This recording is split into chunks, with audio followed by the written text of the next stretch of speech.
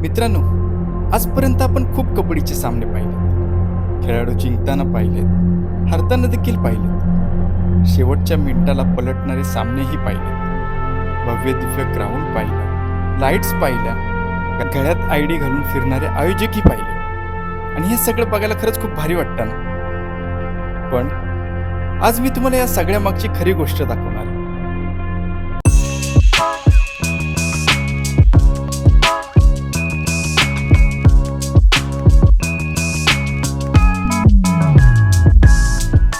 नमस्कार, मी हिमांशू तुमचं स्वागत करतो एका आगळ्या वेगळ्या व्लॉगमध्ये. आजपर्यंत आपण खूप कबड्डीचे सामने आपण बघितले असतील, पण आज मी तुम्हाला दाखवणार आहे त्या मागची मेहनत.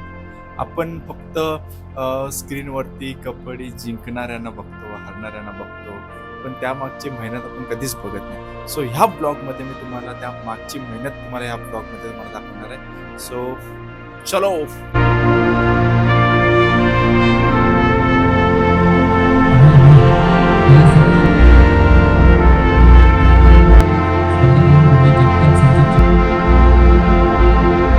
प्रत्येक जण मेहनत घेत असतो आणि प्रत्येक जण आपलं 100% देण्याचा प्रयत्न करत असतो. अगदी लहान मुलांपासून मोठ्या माणसांपर्यंत प्रत्येकाच्या मनात एकच गोष्ट असते, ती म्हणजे ही स्पर्धा छान झाली पाहिजे. अगदी फोटोग्राफरपासून या क्षणांना आठवणीत जपण्यासाठी फोटो काढणाऱ्यांपर्यंत, तर कोणी सोशल मीडियावर या स्पर्धेचं नाव पोचावं म्हणून रील्स बनवते. इथे कोणाचं काम छोटं नसतं, कारण प्रत्येकाच्या मेहनतीनेच हा संपूर्ण सोहळा उभा राहतो.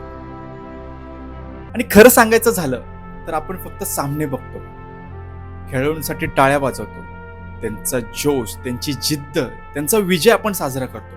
पण या सगळ्या मागे किती जणांची मेहनत असते आणि किती जण रात्रंदिवस धावपळ करत असतात, किती जण नाव नको, प्रसिद्धी नको म्हणत काम करत असतात, हे खूप कमी लोकांना माहीत असतं.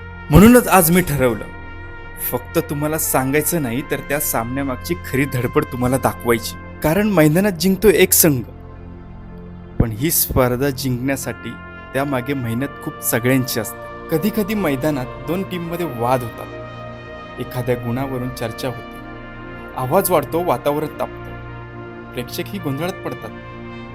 पण अशा वेळी एक आयोजक पुढे येतो, शांतपणे दोन्ही बाजू ऐकतो, समजून घेतो, प्रश्न सोडवतो आणि पुन्हा सामना सुरळीत सुरू करतो. कारण मैदानावर फक्त खेळ नाही, तिथे जबाबदारीही चाललेली असते. टीम जिंकताना आपण सगळेच बघतो, त्यांचा आनंद बघतो, जल्लोष बघतो, टाळ्या वाजवतो, त्यांच्यासोबत आनंद साजराही करतो. पण त्या विजयासाठी धडपड करणारे खेळाडू, त्यांनी घेतलेली मेहनत, त्यांनी गाळलेला घाम, त्यांनी सहन केलेल्या दुखापती, याकडे आपण फार कमी वेळा पाहतो. मैदानावर पडलेला प्रत्येक खेळाडू फक्त खाली पडत नसतो, तो पुन्हा उठण्यासाठी स्वतःशी लढत असतो. टीम जिंकली म्हणून आपण नाचतो, उड्या मारतो, आनंद साजरा करतो, पण त्याच खेळासाठी किती जणांचे पाय कायमचे निकामी झाले, किती जणांच्या शरीरावर जखमा राहिल्या, किती जणांचे आयुष्य बदललं, हे आपण क्वचितच बघतो. खरंच सलाम आहे त्या प्रत्येक खेळाडूला, जो स्वतःचं दुःख बाजूला ठेवतो, स्वतःच्या वेदना लपवतो आणि पुन्हा आपल्या संघासाठी आधार म्हणून मैदानात उतरतो. कारण काही लोक जिंकण्यासाठी खेळतात, पण काही जण आपल्या संघासाठी जगतात. अरे पण ह्या सगळ्या गडबडीत मंडळीने माझा सत्कार केला ते सांगायलाच विसरलो. चला पहिले ते बघू आपण. एक चांगला यथोचित असा मान सन्मान होतो, एक विशेष सन्मान या स्पर्धेच्या माध्यमातून होतो. अर्थातच स्वतः या मंडळाचा कार्यकर्ता आहे, सदस्य आहे आणि या कलाकारांच्या भूमिकेमधून तो वेगवेगळ्या रंगमंचावरती देखील त्यांना आपली कला कौशल्य दाखवलेले असं हिमांशू सुरू आहे. याचा या ठिकाणी यथोचित असा मान सन्मान होतोय. अर्थातच फॅशन शोच्या माध्यमातून त्याच्यामध्ये देखील रनरअप राहिलेला आहे. त्याचप्रमाणे मिस्टर फॅशन मुंबईमध्ये देखील फायनलिस्ट म्हणून राहिलेला आहे. त्याचप्रमाणे बेस्ट स्माईल अवॉर्ड त्याला या ठिकाणी मिळालेला आहे. त्याचप्रमाणे मिस्टर पुणे हा देखील अवॉर्ड त्याच्या नावावरती आहे. त्याचप्रमाणे mister West India best physique award हा देखील त्याच्या नावावरती आहे. त्याचप्रमाणे मिस्टर इंडिया फिल्म अवॉर्ड आणि त्याचप्रमाणे फॅशन शो असं टॉप फायनलिस्ट म्हणून देखील त्याच्या नावावरती आहे. त्याचप्रमाणे अनेक सिरियल मध्ये त्यांनी काम केलेलं असं एक चांगला कलाकार. विठू माऊली सिरियल असेल, त्याचप्रमाणे बाळूमामा सिरियल असेल, प्रेमास रंग यावे ही सिरियल असेल, त्याचप्रमाणे मी सावित्रीबाई ज्योतिराव फुले अशा अनेक सिरियलच्या माध्यमातून ज्याने आपलं कला कौशल्य दाखवलं. असं महाडचं सुपुत्र नव्हे तर या तांबडभोन मंडळातील एक सदस्य सन्माननीय हिमांशू सुरू आहे. याचं जोरदार टाळ्या वाजून या ठिकाणी स्वागत करा, अभिनंदन करा, धन्यवाद देतो. आपण या ठिकाणी विनंती आहे या ठिकाणी नानासाहेब आपणास विनंती आपण त्याला या ठिकाणी सन्मानित करायचे. सन्माननीय हिमांशू सुरू आहे. एक चांगला फॅशन शोच्या माध्यमातून असेल, त्याचप्रमाणे कलाकारीच्या माध्यमातून असेल, अशा प्रत्येक सिरियल मध्ये त्याचं खूप मोठं योगदान राहिलेलं आहे. खरंच खूप भारी वाटतं ना जेव्हा एखाद्या कलाकाराचा सन्मान केला जातो. बरं, ते सगळं जाऊ द्या. आपण एवढ्या सगळ्या गडबडीत एक गोष्ट विसरूनच गेलो. कलाकारावरनं आठवलं ही संपूर्ण स्पर्धा, ही गर्दी, हा उत्साह, हा धडपड, या सगळ्यांना जिवंत आणि एनर्जेटिक ठेवण्याचं काम जर कोणी करत असेल तर ते आपले अँकर.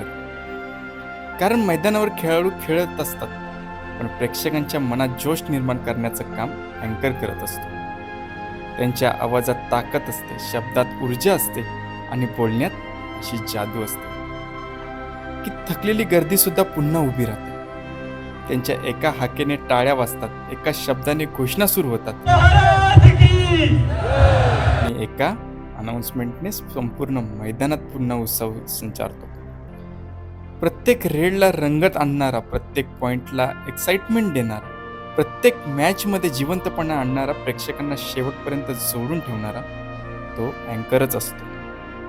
म्हणूनच सामना फक्त खेळाडूंनी नाही रंगत, तो आयोजकांच्या मेहनतीने, प्रेक्षकांच्या प्रेमाने आणि अँकरच्या आवाजानेही रंगत असतो. प्रेक्षकांच्या प्रेमावरून आठवलं, या सगळ्यामध्ये सर्वात मोठा भाग असतो तो म्हणजे पब्लिक. कारण मैदान कितीही मोठं असू दे, लाईट्स कितीही झगमगते असू दे, खेळाडू कितीही ताकदवान असू दे, पण प्रेक्षकांशिवाय सामना कधीच पूर्ण होत नाही. हीच ती माणसं जी तासन तास उभी राहतात, जागा मिळो न मिळो तरी शेवटपर्यंत थांबतात, आपल्या टीमसाठी घसा बसेपर्यंत ओरडतात, टाळ्या वाजवतात, घोषणा देतात. एखादा पॉइंट झाला की आनंदाने उड्या मारतात, एखादा खेळाडू पडला की मनाने जोडलेले असतात. कधी कधी खेळाडू थकतो, पण पब्लिकचा आवाज त्याला पुन्हा उभा करतो.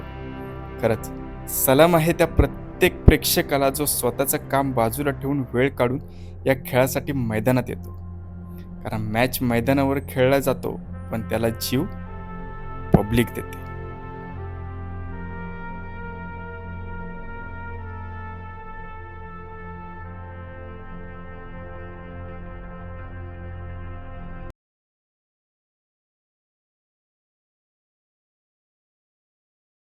नाव कमी घेतलं जातं असे स्कोरर मित्र आपल्याला लाभले.